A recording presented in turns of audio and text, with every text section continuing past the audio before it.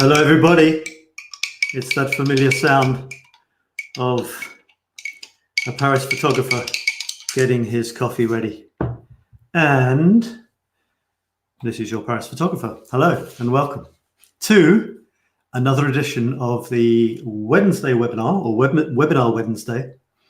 And on today's show, we talk about a specific aspect of photography. And if anyone has contributed photographs, then we talk about those photographs as well. Today's theme is angles. Okay, I called this one Choosing Your Angle. And the idea is that we talk about angles in photography. Now, you can look at angles from, wait for it, several different angles. But it's true, and we will. And so I'll get into that in a second. Also, just a bit about how it works. There's, so if you want to ask questions, if you want to contribute photographs, let me just show you that again. This is the page where you contribute photographs, where it has the big square photograph. Comes up every Wednesday, and for the Saturday webinar, comes up on a Saturday or maybe a Friday evening. And you contribute your stuff here, your photographs and your comments before the show goes live. When the show is live, you can comment on the actual show. Now this should be live here. Yeah, there it is. There you go. You see, that's me. And it's a few seconds afterwards. It's a few seconds after what you're actually watching now, if you see what I mean. So if you want to comment on this show now, you can in the comments. And you comment on this page, okay, underneath here. All right, so I've got, let's have a look. So leave a comment now just to see if it works. For example, I've got someone here who says, doesn't say anything, but this seems like a comment with no comment. That's, it's because you see here, she's done a little cartoony type thing, but it doesn't show up in my comments in the chat in my special program. So if you want to leave a comment, it's probably best if you leave some words. Photographs may not show up either, but I can see them on my other screen. So that said, if you want to leave comments, then do. Look, I can even say leave comments, leave questions and comments in the chat. And I prefer talking about your photographs than mine. I'm joking. No, but for it to be interesting for everybody, I do want lots of your photographs. If I put the message out too late the night before and nobody sends them in, well, I'm going to be kind of forced to talk about my photographs, but not only because I can talk about Paris photographs, I can show you stuff like this. All right, so I'm not completely limited just to showing you my photographs. All right, so do leave a message in the chat. And if the final thing on the sort of shopkeeping, do we say that? Bookkeeping is if you want to come on the show, then there is a, there's a bit in, let me show you this again. There's a link here. Is there, or is it gone? Yeah, there's a link here. You see this link here? If you click on that and you've got the right sort of browser and stuff, you should pop up in my little window and I'll bring you into the show and you can talk about photographs with me. How cool would that be? Well, it will be cool. It's very nice. It's more interesting when I have a conversation going. So, just to recap, today is taking a topic, a photographic topic, talking about it, and also talking about your photographs, which you may have submitted. Monday is about the weekly challenge, and this week it's doors. So if you want to contribute a photograph, a creative photograph taken on your smartphone with on the topic of doors, then you can.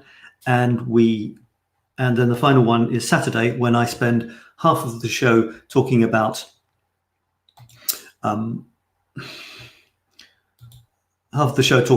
photographs, which I've taken throughout the week, and so 7 photographs. Then the other half of the show talking about your photographs again.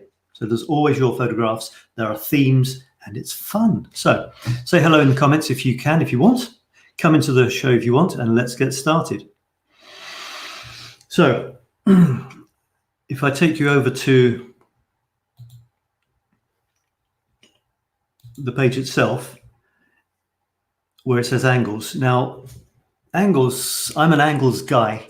In other words, a lot of my photographs have angles in them. I'm even kind of known for angles in my photographs. I'm almost known for none of my photographs being straight. As I said, there's different angles you can talk about angles at.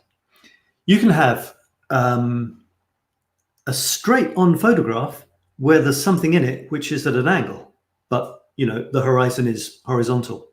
Or you can have a photograph where it's clearly the camera has been tilted. So for example, you've got a tree and the tree is like that. Then obviously you have tilted the camera. Okay, so there's those two different types of angles for a start. Natural ones where the camera is straight on and there's something at an angle as you look at it, or you tilt the camera to make angles in relationship to what? In relationship to the edge of the frame. I mean, to the frame of the photograph. They're two different approaches, and it depends what your approach is. The thing with tilting the camera is, don't forget, you tilt the camera and as you're looking at it, it looks kind of funky. But don't forget, when you show the photograph to other people, you will write to the camera again. I mean, the photograph is normally displayed traditionally like that. So whatever you tilted the camera at, it'll be tilted back when we look at the final shot. And the results aren't always what you expected. So if we have a look at some examples. Even here, you could see there's a slight angle in this shot that I've taken for, because you can see the edge of the wall there. It's not completely straight, and the arms. So there's that kind of, there's a slight angle there as well. For me, I use angles a lot because I just find them more interesting. It's as simple as that. And also, when you're taking photographs, I'll come back to this again and again. It's one of my sort of grounding principles. How do you make a shot more interesting than a typical snap? Well, I simply say, what is a snap? A snap is when you see something interesting, you think, oh, that's interesting. You raise your camera and you click. That's a snap. You haven't done anything except vaguely recorded what you saw in front of your eyes. It's a snap because you have made no photographic decisions or choices whatsoever except clicking the button.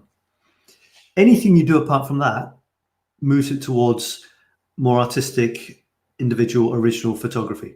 And I recommend you do that. You don't have to take every shot at an angle. Neither do I. You know, I don't, because that just gets ridiculous, boring, silly. And, you know, that's one thing you can do. Having said that, often when I say to people, why don't you try turning the camera slightly, which will make something in the shot, which is normally horizontal, off at an angle to the lines of the edge of the shot. So what happens is when you show the shot again, when you show it once it's been shown, once it's been taken, you'll move the photos normally like that. So then suddenly this tree will be at an angle relative to the edges of the shot. So this is one of the things I often say to people, try throwing in an angle. There's other ways of looking at it. I mean, an angle, a strange angle is only when it's something that you expect to be at a certain angle. You expect trees to be upright. So as soon as they're not, all of a sudden you think the tree's at an angle. When the horizon isn't horizontal, you think it's at an angle. But it's not at an angle as such. It's there. It's where it is. It's only us saying that's an angle because normally it's like that. The tree's at an angle because normally trees are like that. But it's not everything. And the sides of buildings, for example, we normally expect them to be vertical. So as soon as they're not, we think, oh, because it's not normal. But there's a lot of things where there isn't a normal.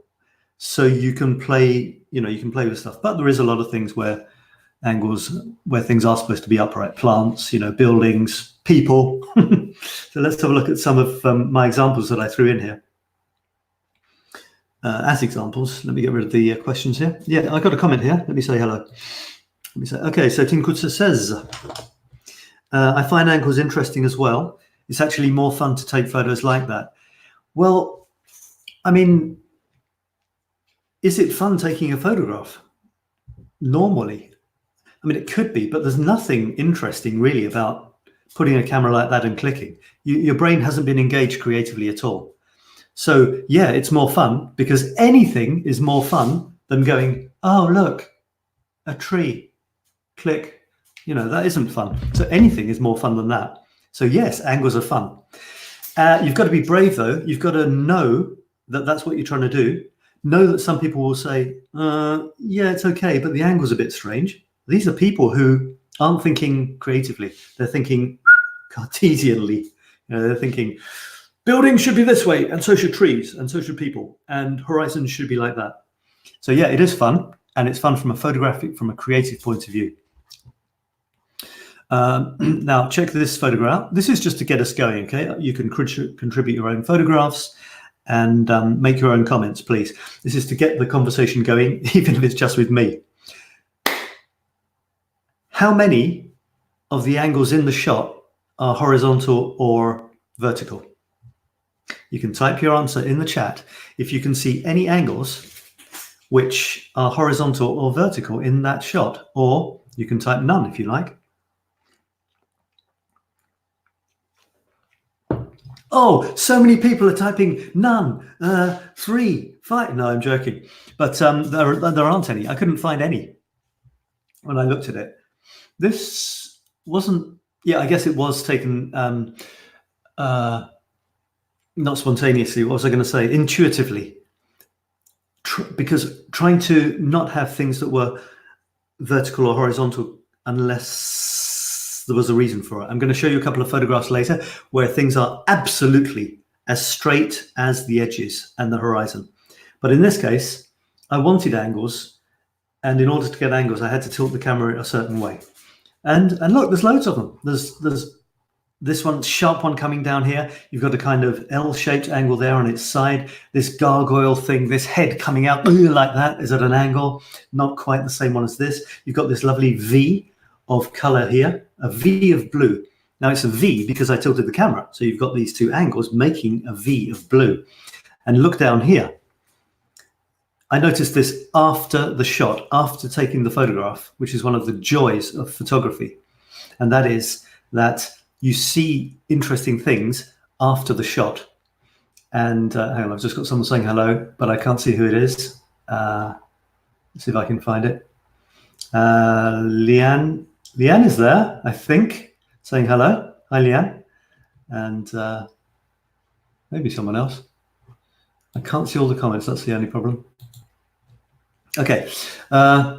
Yeah, so what I noticed was that this blue triangle pointing down was sort of reflected in the blue triangle pointing up on the little roof of this funny little character here. And that was a joy to see that. You know, the blue going down, blue going up. One is in the top right, and the other blue triangle is on the bottom left. So there's an angle between those two elements as well. And you could say that the tips of them, one is pointing to the other.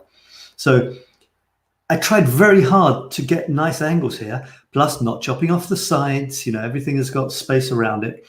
And I didn't even see the two blue triangles pointing at each other. Marvelous. That's what happens.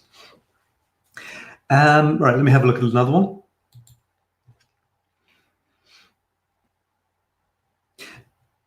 Okay. Yeah, so here's one with a human being, kind of human being. And you can definitely see angles there. This is an extreme angle, actually. The strange thing is, this is going straight down, as is this. But this is zapping off to the bottom right there. This line is zooming off to the top left. My arm gives a kind of angle going down here. There's angles everywhere, but sometimes you can play with them more on purpose rather than just kind of randomly have them. And anyway, this is in a metro station. Train stations, metro stations are amazing for angles because you've always got long tunnels with receding lines. And that's what's happening here. You've got the posters going behind, and you can make the posters frame you. You can make the lines lead the eye somewhere. I don't know if you noticed, but if you look at me here, you can actually see that there's a the corner of the ceiling there, I can't do it because it's the other way around. The corner of the ceiling goes there. There's another corner of the ceiling going down there, and they lead to my head. So that kind of, it's just a random bunch of angles actually leading to the subject. So I noticed that earlier. So with humans, you can do a lot of interesting things with humans, and I'll show you more in a minute. Here's another one. Do let me know in the comments what you think of angles. Do you use angles in your photography? Have you thought about it before? What do you think about horizons not being straight or trees being like this? What do you think? Do you think it's nice, or do you think that the photographer just can't hold the camera straight? I'm very interested to know. Please leave your comments. And again, if you want to come in the chat, you can click on the link under this video and you can actually come in with me and talk about photographs. Right, here's one. This is my son, and this is a good example of angles and a tunnel in the Paris metro. It's actually one of those moving stairways, but it's not an escalator going up or down. It's actually a straight thing. Now, have I used angles here? You might say, yeah, but the angles are natural. They're all the lines receding. You've got natural angles. Yes, but I've also thrown my own angle in. So it's one of these long walkways is stunning for angles. Plus, you kind of need a subject, and you possibly need a receding point, a vanishing point. I mean, none of those lines actually meet. You realize that? It looks like they all meet here. They kind of do, but if you walk down there, they wouldn't be touching. They'd be just as far away as they are where my son is, where Leo is. But that's one of those beautiful effects. I remember learning about this when I was about 7 or 11 or something, the vanishing point. I never got any good at drawing, but I'm still putting some of those principles. I'm noticing them in photography. Those lines go like this. It's amazing. They just storm to this point, this top right point. And heading towards that top right point, not only are these very strong lines zooming in, they're all going that way, but also there's my son, who is also a kind of a line. He's a long object, also heading directly towards that vanishing point. And he's running. Look at his feet there. He's actually, can you see the shadows of his feet? He's not actually touching. He's actually running along, which gives a certain dynamism to the shot. He's also a bit blurred. He's heading in that direction, which kind of gives you more of a sense of movement. He is moving in that direction because we're on a moving walkway, but he's also running on the moving walkway. And you can see that because he's in the air and his shadows don't meet his feet. And his hair's a bit, because he's into a longish hair period, and he's a bit of a blur, which gives, again, the impression of movement. So the fact that I've tilted him a bit not only makes the angles more interesting, it makes it more abstract. It gives it more of a dynamic sense. It's a bit like a racing car or a motorbike, a speed bike going around a bend where it does actually tilt. So it gives it that feeling of speed and dynamism. And he's also towards the bottom left and the vanishing point's top right. That's an angle in itself, isn't it? It's not just straight on. Straight on can be just missing something, just losing something, which could make the shot amazing, is just taking it straight on. I think I posted this too late for comments, so I've only got one person who actually had time or spotted the post to put in angles, and here it is. It's Tinkutsa, and she's the person in this group who I've noticed uses angles the most. In fact, I haven't actually seen any of her shots that don't have angles in. This is a good shot to analyze because it's actually got a horizon in it, and normally horizons are horizontal. So why did she take it like this? I don't think it's because she doesn't know what horizontal is. So it's obviously an artistic choice. Well, it makes it more interesting, actually, doesn't it? It moves it from literal landscape. And would it be that exciting if it was straight on? Well, you've got a tiny strip in the middle of very beautiful trees in the sunlight. Then you've got a big lump of cloudy sky above, with some aeroplane trails. You've got a big lump of grass below, with in the foreground some beautiful coloured leaves. It could be a nice shot, actually. You know, I'm sure it would be a nice shot. It might be difficult to know how to make it a stunning shot. What you could do, I guess, is maybe take, if you put the horizon in the middle, it's actually going to be a kind of a static, not very exciting shot. What you could do is go to an extreme, make the top 4/5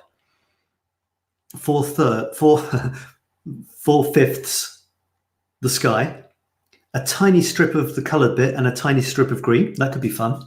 And a massive sky. The sky's maybe not spectacular enough to do that with.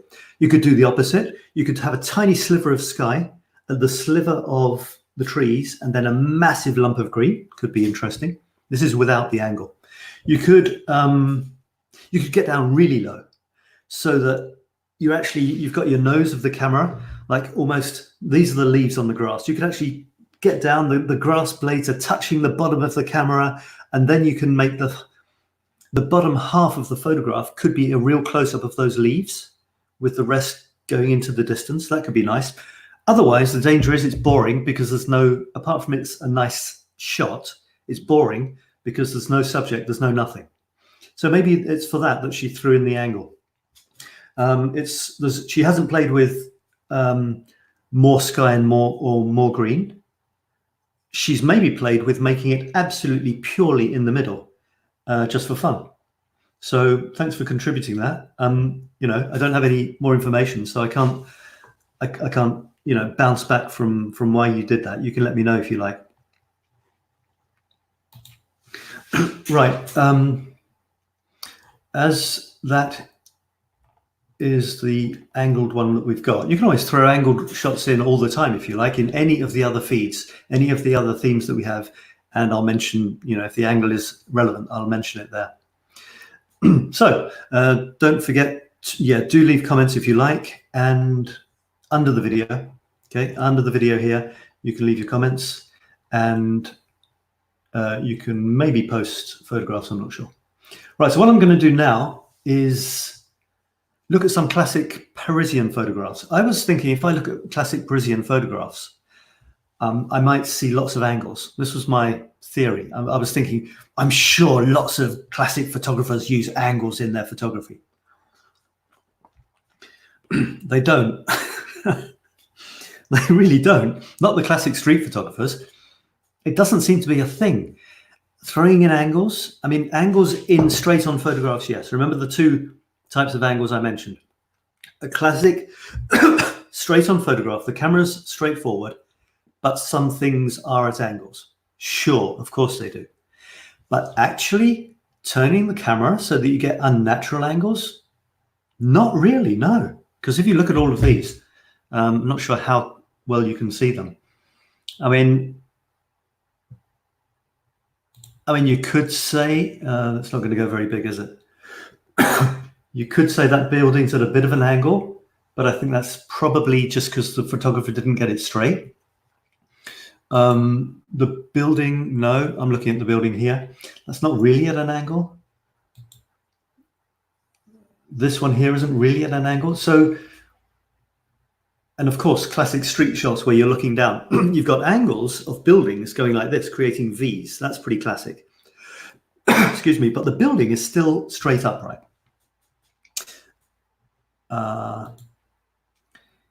Sorry, it's small, but I mean, I could maybe make it bigger, but I might get lost. I don't know where I'm going to end up if I do this. I'm ending up somewhere else. Yeah, I mean, there the buildings are a bit of an angle, probably because the photographer had to snap something very quickly, but the focus is on what the people are doing or someone's fallen over, not so much as using the angle on purpose and creatively. Here's an example of playing with angles. The photograph is still more or less straight. The thing they're playing with here is the angle of the legs and the straight up body looks like the Eiffel Tower. So they are playing with angles in a way, and the angles of the legs and the body make a very nice contrast. Remember that an angle is only an angle when it's at an angle to something else. And most of the time, It's the sides of the shot that make something else not be at the same angle as them, and therefore, by definition, at an angle. You take a classic shot of something like this, the opera. Very, very few people are going to photograph that at an angle. I'm sure I saw some though. I'm sure I saw one or two somewhere. Let's have a look. So I Googled classic photographs of Paris. If I just Googled photographs of Paris, it's a disaster. You get everybody's snaps and people, doing this with the Eiffel Tower to make it look like it's between their fingers. This is tourist snaps, and that's not what we're about here. Here's another nice shot. It's straight on, but it's the opposite of the guy with the legs going like that and his body going up. The lady's leg is straight up, and then her arms and an arm and another leg are in a V shape. So again, that's an excellent use of angles within a straight on shot. You can actually see them side by side there. Okay. Right, now here's an example. There's two examples here. Well, three. Here's the Eiffel Tower straight on. No angle there.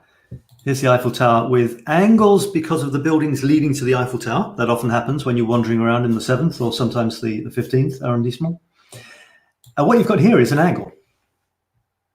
This one up here, top right. But I would say this probably isn't supposed to be, because what they've done is they've tilted the camera up. And when you've got something very tall and thin and it's off to the side, when you tilt the camera up, it leans in like it's about to fall over. So that's an angle which isn't particularly good, because it's not artistic. It's just they didn't know how to make it look straight, kind of thing, because they were lifting the camera up. So there's a third kind of angle. It's where you just couldn't get it right. And that's the sort of angle to avoid. Straight on shots where it's perfectly straight on and there's a great angled thing, great. Tilt the camera so it's a really wild, crazy angle, great. When you just can't get something right, I mean, the Eiffel Tower, it looks like it should be straight and it's about to fall over. It doesn't look good. Right, what I'll do now is I'll go back to some of my shots.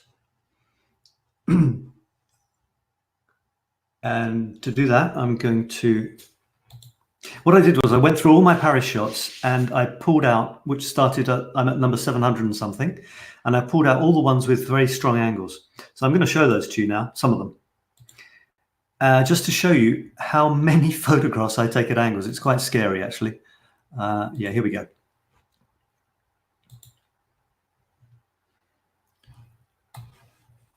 Right, what can you see? Yeah. Let me optimize that for the screen. That's about as big as it'll get. All right, there we go. I was looking through and I was kind of scared at how many of my photographs are at angles. I was almost tempted to say, I'll try and find the ones that aren't. I've kind of developed a style, and this is something that I recommend you do. As you take more and more photographs, you will realize that you like taking certain types of photographs or in certain ways more than others. It might just be black and white. It might be close-ups, it might be drain covers, a particular topic. It might be people on trains. It could be, but you will find this as you take photographs. So I encourage you to get out there and take photographs. Get out there. Don't have any idea in mind, just wander and take things that interest you. And in wandering, this is what I take. And I notice that so many of my shots are at angles or include angles. I realize what a strong element that is for me. It's a biggie. It's, in photography, especially, Paris street photography or something where even when you take a monument, which is very, very well known, like the Eiffel Tower, how on earth can you be original? I mean, painting, you'd think you could be more original because, you're playing around with color. But photography, how on earth can you be original with photography? So one of my photographic objectives is to take pictures of the Eiffel Tower regularly because it's my muse. It inspires me. I use it symbolically. I go to Paris and I imagine that the Eiffel Tower is sending me interesting images to capture. So I take photographs of it because it's very important for me symbolically. But I never want to take an image which is the same as any other image I have ever taken of the Eiffel Tower. It's a challenge. I mean, having said that, once you get how many ways there are to make your photographs original, well, actually, you can do it very easily. I mean, it could be something that came to my head just then, like 3 seconds ago. You're sitting looking at the Eiffel Tower. Okay, well, pick a daisy that's on the ground and stick it in the camera. Have it leaning in like it's giving a kiss to the top of the Eiffel Tower. Your imagination is the limit, and there is no limit. It's just a question of doing something ridiculous or crazy or being clever or Anyway, so there you go. There's a selection of angles, and they're everywhere. This shot, please feel free to comment. Oh, someone says, great, this picture. Who said that? I just want to, yeah, if you go into, I can't see who you are if you haven't allowed this program to show your name.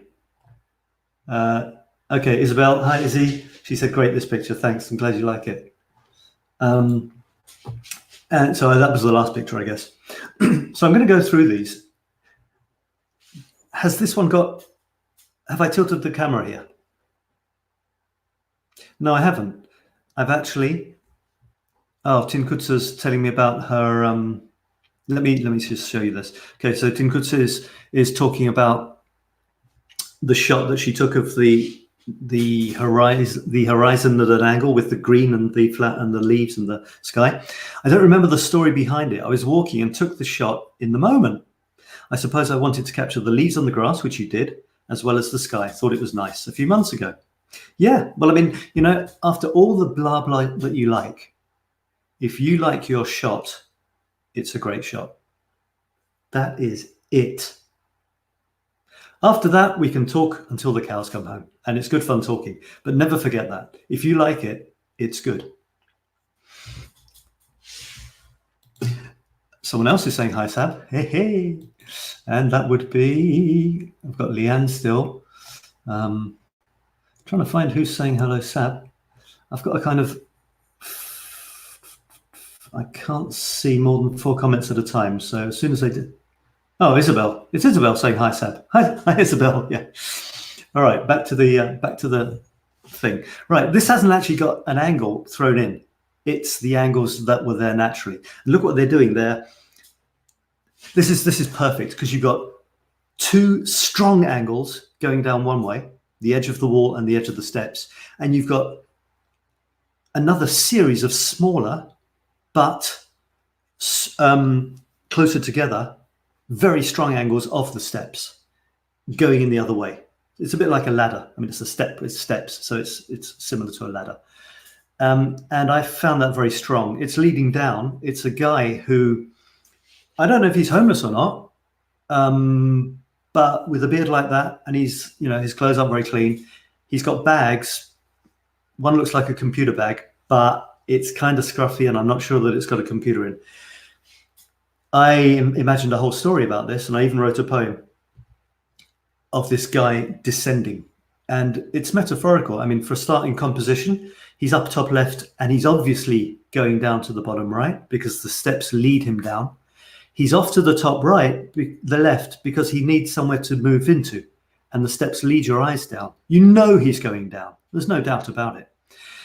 And then the story may be that, well, he's going down geographically, and he's also down in life. He's descending in life. Maybe his life is getting worse. Why is he heading down to the banks of the river? He doesn't look like he's going to have a nice picnic. And then, of course, there's the expression down and out. And I remember my poem played on the word down, I think, as well. So that was one of my early shots in this current series. I don't know where to go. I don't know if anybody wants me to talk about any of these photographs. You can see I will. This is one which is, now it's a bit like the metro one. Remember the metro one, zooming into the distance on the moving walkway, but that was horizontal. This one is going down, and it's a series of steps. You go down some steps, there's a flat bit. Go down more, there's a flat bit. Not only that, there's about 4 of those series. Not only that, they twist. I mean, how amazing is that? Can't even remember which metro station it is. You've got the lines of the edges of the steps. You've got the handrails. You've got the tops of the tiles. You've got the lights. They're all zooming down. And the person who is going down there is wearing black, which is nice because it doesn't distract from the rest. And all the lines lead towards her in a higgledy-piggledy way, apart from the steps, which give that gorgeous contrast. When the steps are so close to you that they come to the edge of the photograph, it's like you're on the steps. So it's a way of actually putting you into the photograph. You're part of this photograph because the steps come out of the photograph to you. It's a bit like a 3D photograph in a way. And I've played with the colors.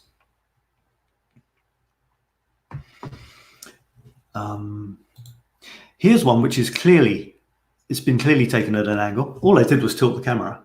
Why? Well, because it's more interesting when you've got a lot of lines. It's far more interesting when they're clearly at an angle to the edge of the frame. And you've got the two dimensions. You've got the black and white, the white stripes going this way. And then you've got the stripes, the lines of the building going that way. So it's like this. And that's always strong. And when you throw in an angle, it's even stronger because you're then playing with the corners.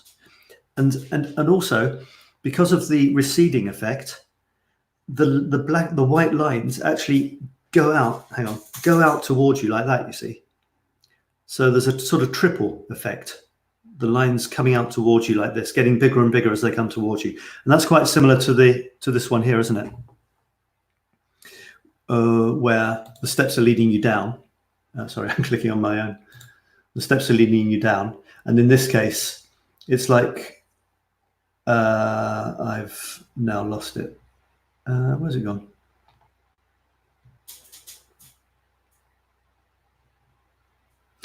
I've lost the guy. Anyway, the black and white zebra crossing leading you in. This is another one. It's quite similar. That's what I'll pick out similar ones. See, it's the same thing, isn't it? I could have taken the steps going the way they are, like that. But again, it's more interesting. You don't have to think it's more interesting if it's not your thing.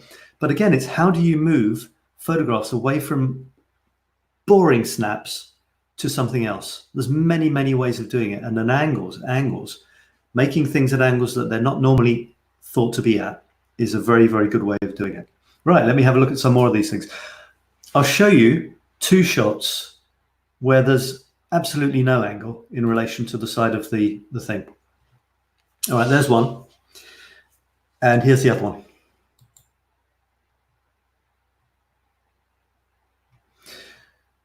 They're very similar in a way. And to be honest, they're actually both in the Tuileries Gardens. They're not completely upright, but to all intents and purposes, they are totally parallel with the edges of the frames, the two trees, I mean, and the Eiffel Tower. You can see it's actually leaning slightly off to the right. Could be a mistake that I made because I did want them to be straight on, or there might have been some other reason for it. There, I wanted those two trees to echo the side. It's like a frame within a frame. The frame that's always there is the edge of the photograph. But it's so much stronger as a photograph if you make a frame within the frame. And the frame within the frame is the two trees and the leaves going across the top. The leaves across the top, the trees. In the bottom, there's a lot of sand there. It's maybe not quite a frame, but if you look at the bottom, the shadow of the trees, which is an echo of the trees, the shadow of the leaves does actually kind of close the bottom of the shot. So there's a repetition of the leaves in the shadow and it closes the shot. So it's pretty good as a frame.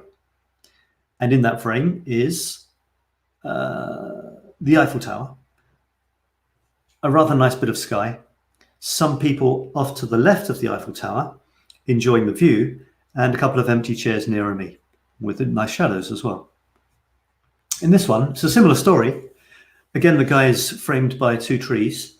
There he is, and there's an angle between the guy and the statue behind. So there is an angle, but it's a sort of a sneaky one. But not to be dismissed. For example, if I'd moved slightly to the right, it would have looked like the statue was crapping on his head or something. Could have been funny, could have been very funny, and that's an option. I didn't want that. I wanted just a guy who's having a nice time in the Tuileries Gardens. He's relaxed. Now you'll notice he is facing, if you drew a line down by his nose, that would be the middle of the photograph. In between his head and the left and the edge of the right hand edge of the statue, there is actually the center line. He's slightly below the middle, and the statue is slightly above. So there's that kind of, if you drew, across, he would be just to the bottom right, and the statue would be just to the top left, which is nice. It's not explicit there, but there's just something about it that you can see that there is that angle there. And he's got more space to look into. If he did look up, he'd have more space to look into in front of him than there is behind him, which is another thing to think of. Not only are the two trees framing the shot left and right, and I purposely left a bit of green because I wanted that effect. Because if I'd gone closer or zoomed in somehow, and the tree just had half the tree on the left and half the tree on the right, it would have kind of weakened the effect of the trees, because it would just be like an extension of the frame of the photo. I wanted to see both sides of the trees. And again, the top, there's almost a perfect double framing of the top of the shot with the canopy of the leaves, and the bottom of the shot with the shadow of the leaves. And actually, he and the statue are in a kind of a little square, you see, a little square, tree, leaves, shadow, leaves within the shot, which is nice. Here's another shot of a tree. I'm going to go at random now, unless you give me some comments to react to. Hey, please do. I can see there's some people watching, so why don't you leave me a comment, and then I'll be able to reply to it. If you want me to talk about any of the little pictures you see here, or you have a comment on one that I've already talked about, please leave it, and then I will do my best to see it and answer it. Now, this is clearly an angle, an unnatural angle. Why did I do this? Well, for a start, angles are kind of my thing, trying to move it away from normal. Someone has just said, I'm going to try and see who's saying these. Kathy. Hello, Kathy. Kathy says, I'll just go to Kathy because I've just seen her. Hi, Kathy. Thanks. I think it's maybe the first time you've watched. Thanks a lot. It says, ooh, interesting. I'd never thought of framing like that. Okay. Well, you might be talking about the one with the trees. I guess when you do leave comments, try to just leave one word, which lets me remember which one you're talking about. So, okay, all right. Well, it's not a question. Yeah, it's a comment. Yeah, there's a million ways of framing, and framing within a frame, you've always got the edge of the photo. That's not going to change. What moves your photograph up from crap snap, to something starting to touch something a bit more, whoa, a new level, is stuff like a frame within a frame. So great, I'm glad you like that. And I've got another one which says, from Isabel. Hi, Isabel. And she says, how do you get the colors of this picture in the tube? Ah, yeah, okay. So she's probably talking about maybe this one. That's the one with the most extreme colors. Basically, I played with them. There's lots of apps. I don't go into details really on my photographs on the apps I use. For a start, I can't remember. Sometimes I use several, or I do something else which I can't even imagine in the moment. I'll talk in general about my pictures. So in general, there will be an app where you can play with the colors. There's a setting in a lot of apps. You can make the photographs hotter, as they call them. In other words, more orange, or colder. In other words, more blue. So it's very easy, especially I take a lot of shots underground and stuff. The lighting, people always come out orange.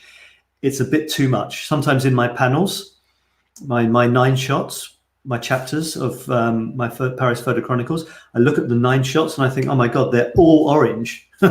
So every now and then I explicitly try to make one have something, a cast, like a blue cast. And to be honest, that completely changes the shot. Just to remind you of my personal photographic ethos, philosophy, what I'm trying to do, it's creating images which are somewhere between grim reality and a kind of abstract fantasy land. That's my artistic guiding light with my photographs. I'd never apologize for my photographs. I'd just do them and I'd just present them, and that's it. They are what they are, and I recommend you do the same. That's why I said, underneath everything, if you like a shot, then it's good. That's all there is to it. So I show you my stuff, and it's what it is, you know, and I hope you get ideas from it. But you don't have to like it. You don't have to not like it. It doesn't matter, actually.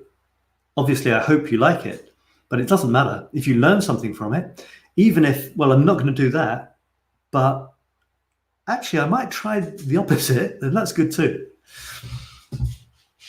So yeah, I played around with the colors, and in particular there, I moved it towards the blue end of the spectrum, because very often underground artificial lighting often tends to be orangey yellow, or sometimes green if it's fluorescent lights, which can be weird, can be nice. All right. Keep the comments coming in. You see, it's really interesting when I have comments. Where was I? I was somewhere else. Yeah, this one here. This has got a blue cast, you see, bluey green cast. I did it on purpose. I wanted to show that it's kind of chilly. This was part of no, it wasn't part of a series. I displayed it as part of a series of 9 shots on working people in Paris. And you might wonder why I call this a shot of working people. Well, these girls, these ladies are working. Or they're waiting for clients, put it that way. So I wanted to kind of throw in an offbeat angle to suggest that there's something maybe offbeat. Everything isn't what you see. It's not just a couple of ladies having a chat, you know.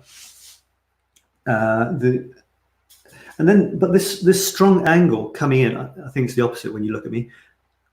Yeah, this strong angle like this is echoed by the smaller angles of the 2 ladies' bodies. Now, this is something you can often use. A repetition of something. You've got 2 things. Repetition is an amazing thing for photographs to make them stronger. And one of the best ways of doing repetition is you've got one big example of it and 2 smaller ones. So here you've got one big, strong, thick angle, the tree trunk, echoed by smaller ones behind it. And then you've got the 2 smaller angles of the ladies together. You see, they're smaller, but there's 2 of them. So there's a balance there.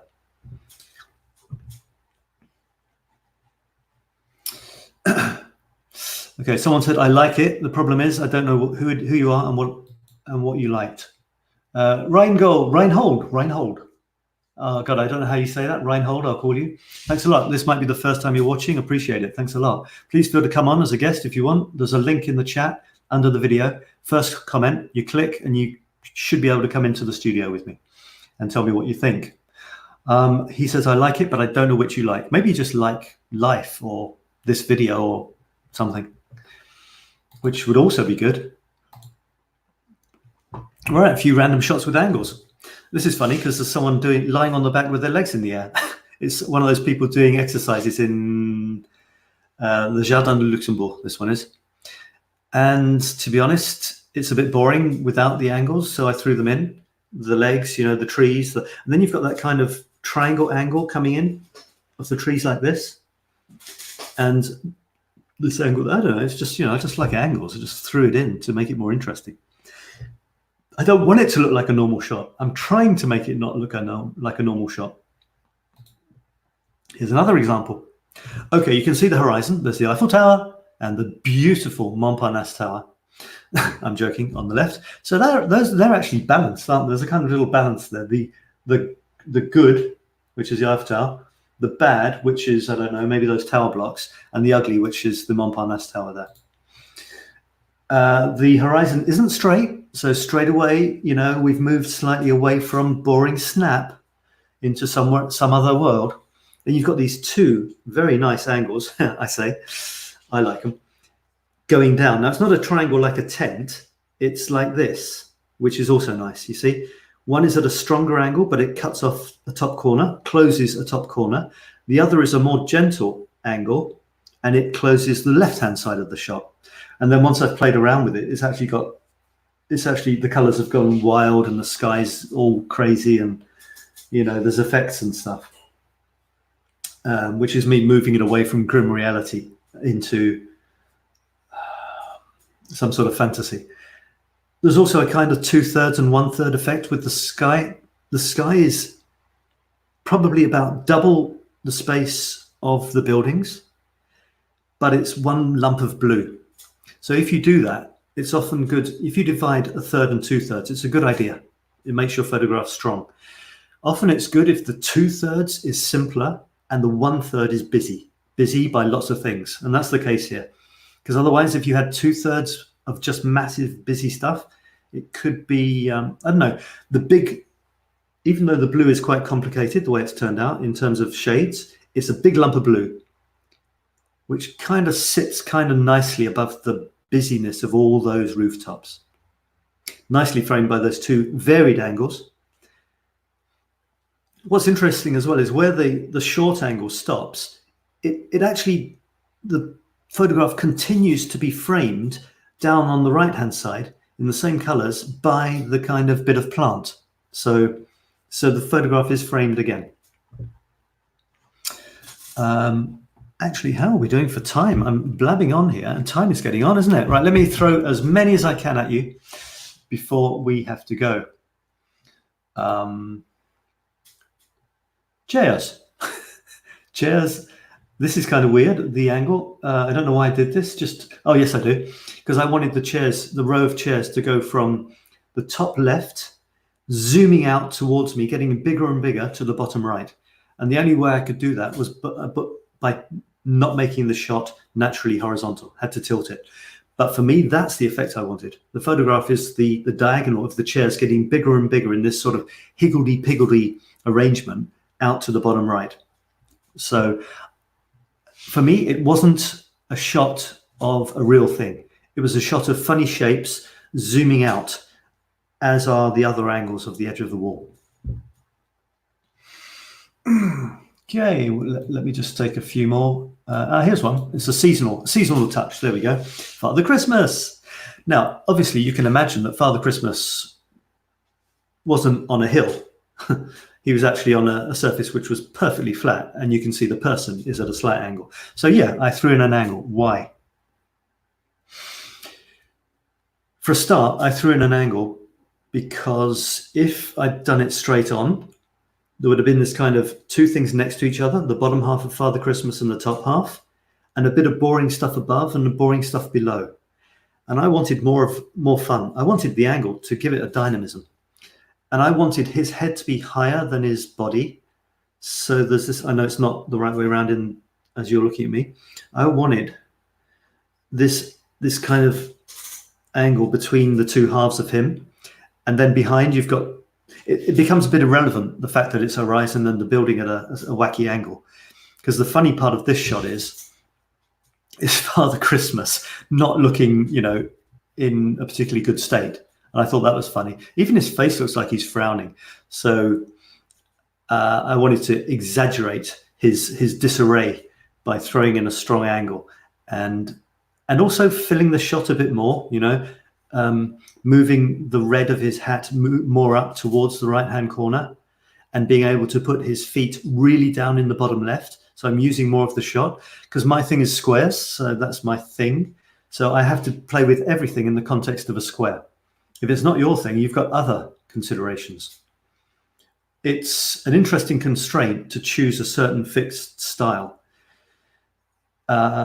because I have to do things like this, you see. This might not be a consideration for you. If you're taking it, if your shots are this size, well, you could very easily have one side of Father Christmas here and the other side here, and there's no wasted space at all.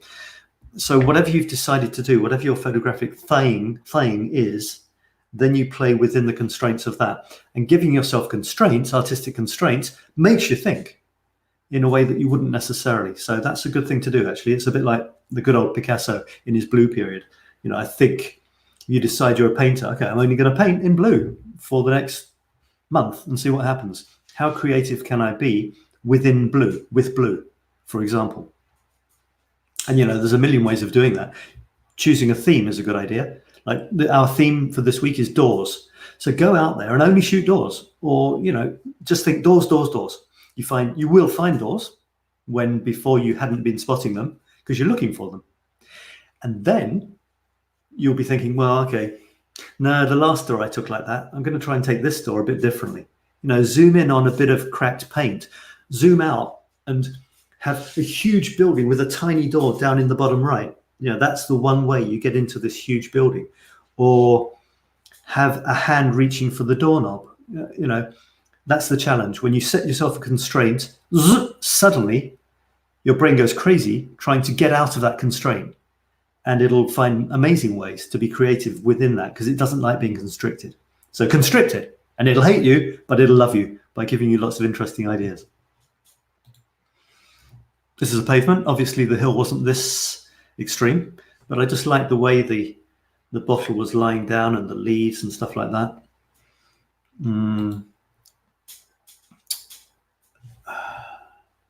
There are angles here, but I wouldn't say I took it at an angle. I just like the angles in this shot. The upright stubbiness of the coffee cup. There's the round of the top, the oval of the top, the round on it. So there's a couple of round elements, and the rest are lines. The rest are just lines and angles, which is really nice. Plus, all of the background lines are shades of soft grey. And the bright colour up in the top right corner, not in the middle, is the strong colours and the circles, the curves.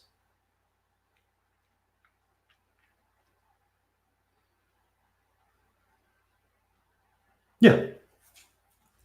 That's simple, isn't it? I was walking down the street and I saw that and I took a picture of it. I mean, how simpler can you get? And yet I would actually say I'm very pleased with this shot.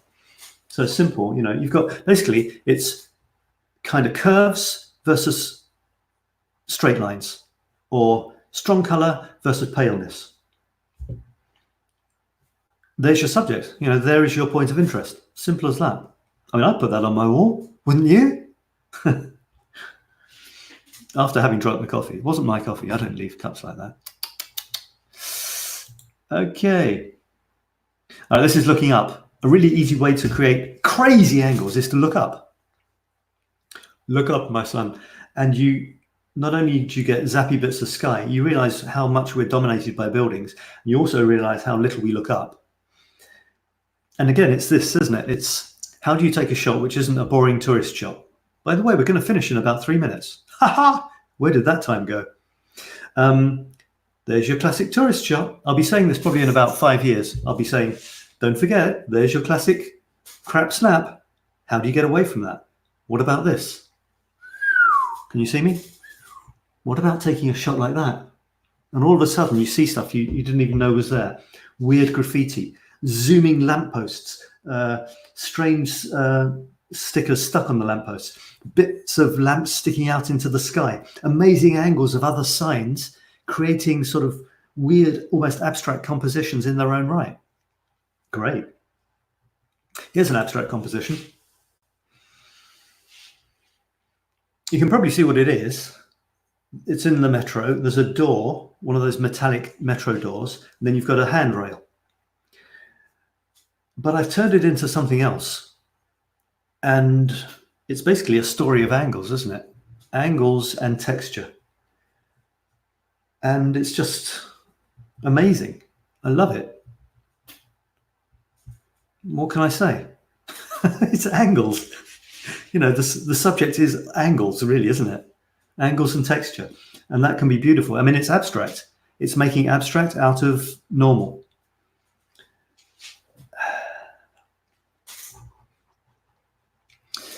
And yeah, so we're really getting to the end here. Okay, here's 2 boats.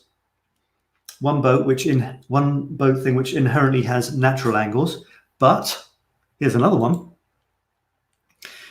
which obviously the boat is on water, so it's not at that angle. It would have a real problem if it was at that angle. But look at these angles. You've got the rope, ching. You've got the edge of the boat, ching. You've got the door, ching. You've got the red thing. And you've got one little circle up in the top right, just, for good measure. And all those textures within the angles. You've got kind of a zigzag, zhug, zhug.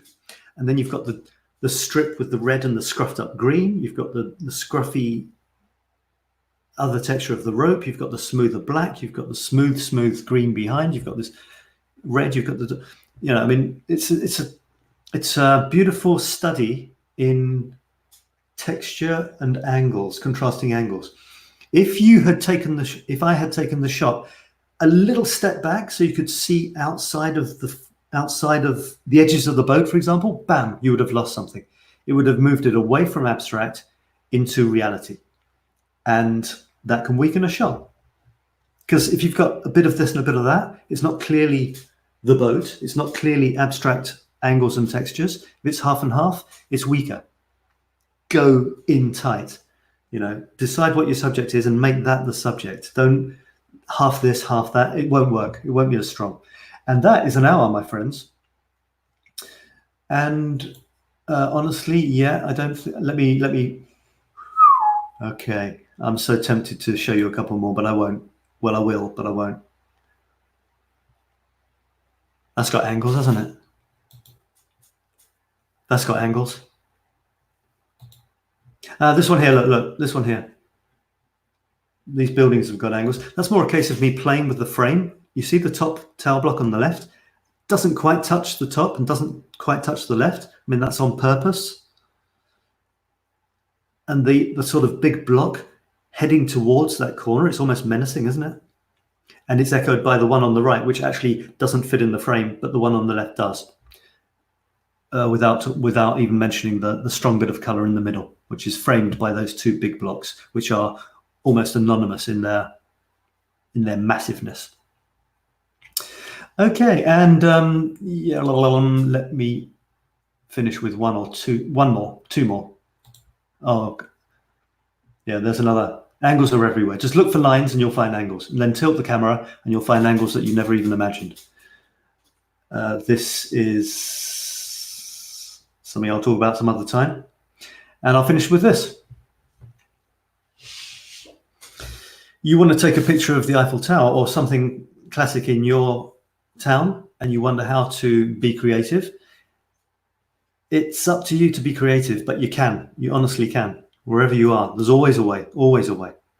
And this is one of my challenges. As I said, I never want to take a photograph of the Eiffel Tower, which is closely similar to any other photograph I've taken. So I push myself. It's a limit.